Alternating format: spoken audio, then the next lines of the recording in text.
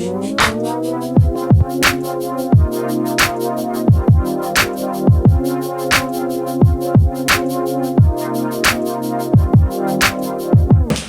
welcome to another episode. Woo! Welcome. Thank you. You were one of our first guests, and for those who haven't checked out that episode, be sure to go check it out. You shared some poetry with us. You shared some of the challenges you've overcome as a young adult, and you continue to overcome. And thank you for coming back on. Thank you for having me once Cheers. again. I'm very happy. Good vibes. Absolutely. So I know we spoke too about coming on today and talking more about how poetry can be used to make a positive impact on young adults, especially in middle school and high school, who, as you know, many young adults in today's world are going through a lot of different challenges. Yeah. And I was curious to hear from you how poetry and expression in many different ways can be used as a positive outlet.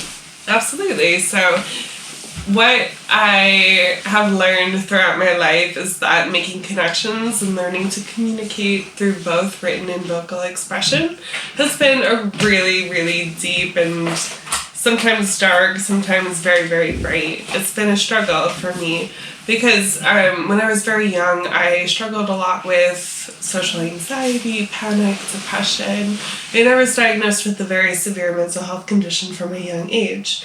So it takes a long time to have that self-awareness and to be able to communicate that, as you grow, because there's a lot of stigma attached to a mental health diagnosis of any kind, and it can be difficult, but it's really worth it to seek out the education in regard to that.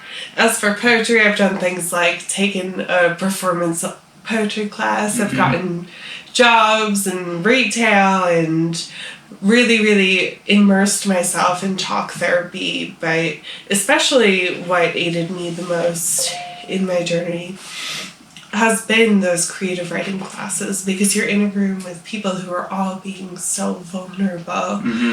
And I think when I took my first creative writing class ever was really when I got that sense like, I'm home. I have people here who understand, and people who I can connect to through this art form, which is so important, especially for the expression of my emotions and for eventually advocating and for educating people about mental health and things like that. I have a manuscript written. It's called Breaking into Bloom, and it's called Breaking into Bloom. But it is a really important part of my life, just in how I've been able to grow and to gain a lot of self-awareness. I'm glad you brought that up again, because when you said it the first time, I was like, that is so important. It is, absolutely.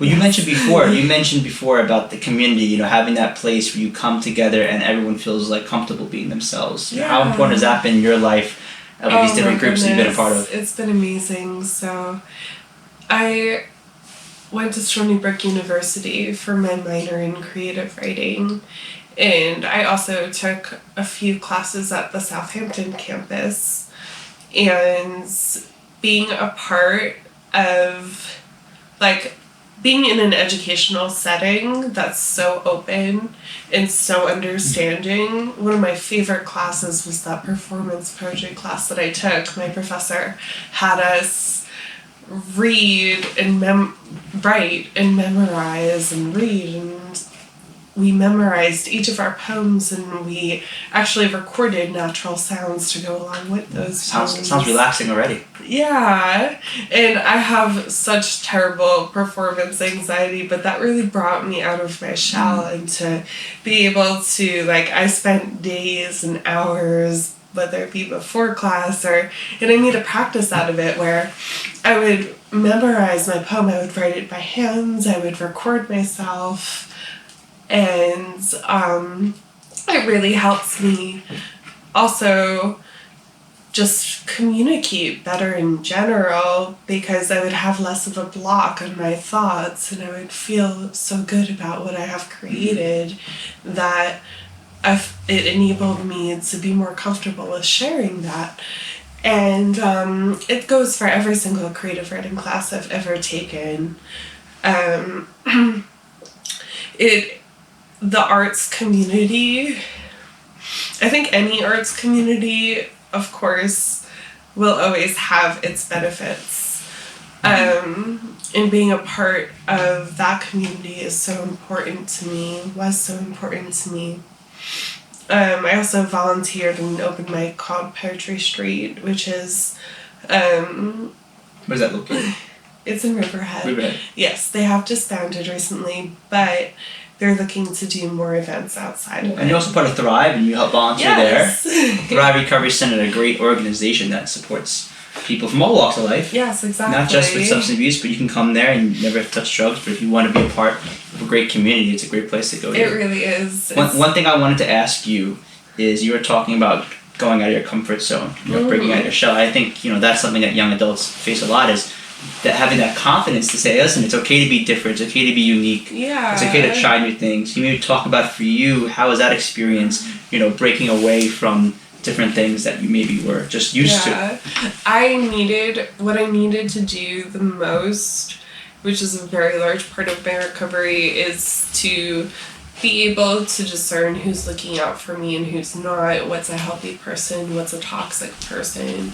And breaking out of my comfort zone was extremely difficult, because I spent years with this block on my thoughts, just this negative thought process, just thinking over and over again, like, oh, I'm a terrible person, or oh, I said the wrong thing, oh, I offended someone, oh, I did this, and now I feel bad, because I'm also a very empathic person, and if anyone around me is experiencing pain, like, I will feel it so strongly, like, in my bones.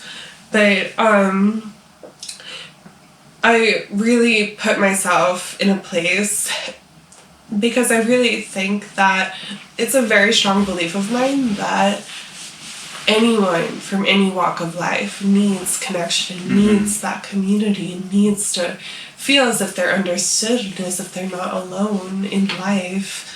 In general, I think it's so important to be able to just share some type of perception with someone, or to feel that sense of acceptance. It's an essential part of being human, just being living. That's funny. Before you said human, I was thinking as like just a part of being alive. Yeah. You want the ability to express yourself, and I appreciate our friendship, because ever since I met you, you've always been able to share your poetry. You're always friendly when I bump into you at the center, and you're always present with other people, and I really appreciate that. Thank you. Definitely give off that vibe. Absolutely. We're all about good vibes on the show. Always and forever. About good vibes. But I don't know if you had some pieces of some of your work, or you want to share a little bit as well. Definitely. I have a huge manuscript which will eventually be published. We can only hope. One day, never know. One day. Now that I have the confidence to share my work in public, it's a whole other level being published and taking that into consideration. So this is actually the introduction to my memoir. So, I am an innocent bystander. Like the pen I used to write this manifesto, the ink in the pen runs out, and I do my best, but it's not enough. To take the opportunity to record my misgivings, the fountain runs black. There is nothing I may do to turn back, so I write with invisible ink. They always say I must waste no time in action, and darling, words escape my lips, and still nothing, etc., etc. Please do not blame me. Back to how the fountain dried up. It ran with ink, not water, not clear. I cannot, you will. I have all my reasons to stay and continue to try. I must convince you mine is a story worth telling, and use the materials I have to flow in this time into the past. If I try to erase time, my memories, I have nothing. Beautiful. Thank you. Wow, you can't see it, but there is a lot of writing here. You have a lot of stuff. Oh, yeah. A lot of poems. Oh, yeah. Very cool. Now, how do you describe, for the people watching, or maybe people for the camera, Absolutely. people who are watching this who want to get into poetry, how do you describe the feeling for you, at least, when you're able to express yourself on paper like this? Oh my goodness, it is a relief, it is medicine, it is just everything to me. I joke around all the time about how if I stopped writing, I would just stop breathing immediately. But it's like food. It's like food for your shelter. It really is. I say writing is breathing all the time. And it's a learned skill, of course. I have a very I've been writing poems for a very long time, and English was always my favorite subject. I've always been an extremely avid reader, which is a huge part of being able to learn how to communicate and write so well, and just to be immersed and lost in a world and say, like, wow, okay, I see this word on the page and I'm able to connect to it from someone who I've never met before. This is in their mind, or this is a whole other world that I can really see myself as part of or relate to. In a way, it kind of transports you just to a different reality in a way, right? And different... Is there any kind of, because you're talking about the process and the experience of writing, is there any kind of basic 101 things that you learn that you can share to people who might be kind of new to poetry? My process for writing, at first I wrote a lot. I really encourage people to write journal entries. Extremely. It's extremely useful to the process. Sometimes if I'm stuck, if I feel like I can't express something, I'll write exactly what's on my mind and just go on and on and on. And I've done these exercises in classrooms also. But to mold it into the craft, what I've learned also by taking creative writing classes is that there's a balance of craft and emotion. So the craft can be like an old form, like a sonnet, or, like if you just test out different syllables or write haikus, whatever it may be, and just mold it and make it into something that is your own. And also, balance, because there's a lot that goes into the actual academia behind the genre of poetry, in any genre, really anything at all. But being able to mold how I'm feeling, or the way I feel about something, or my personal beliefs or my struggles, into something that can be understood, and someone is able to see them, even a small portion of themselves, and if they can just relate to it in any way, and they're guaranteed, even if you write something as small as I am sad. It helps because it's a therapeutic experience. It really is. And one segue that I wanted to get in with you, and we talked about this, is our friend Max's coloring book, which is another kind of therapeutic thing, right? I was talking to him earlier, and I told him that I was tree hugging today. But no, I went to Avalon Park in Stony Brook, and I was like, this is very serendipitous, because this is gorgeous. Look at this. It's gorgeous. Max Rogers, he's behind the scenes right now, helping with the cameras and stuff. Yes. And let me read this. So it has nature quotes. Nature quotes. You show off the art while I read something to that. Okay. Ready? Okay. So you donate the percentage to what again, Max? Wildlife conservation. Wildlife conservation. I'm going to read the back of it. This book contains never before seen designs including wildlife, sacred geometry, and more. Shapes of Nature was created to promote creativity for everyone in a fast-paced but busy modern world. It's amazing. The artwork, the quality of this book. He also created his own publishing company, which is amazing. I'm going to read this quote here. It says, "Whenever I get fed up with life, I love to go wandering in nature." That's true for me. I don't know about you guys. Let's read another one. You too? "There is no straight lines or sharp corners in nature. Therefore, buildings must have no straight lines or sharp corners." interesting. Now, some of this artwork is just It is gorgeous. all of it super cool. Mm-hmm. All adults need a creative outlet to express themselves. We all need to have a little fun. And I just wanted to say thank you to you, Julie, for coming on and talking about how poetry for you, because last time you shared more of your poetry, but today you kind of went deeper into the process of poetry and also the benefits and the health benefits for especially your mental health. But look at this other one here. Amazing. Let's see how hard it is to show off this here. Oh, there we go.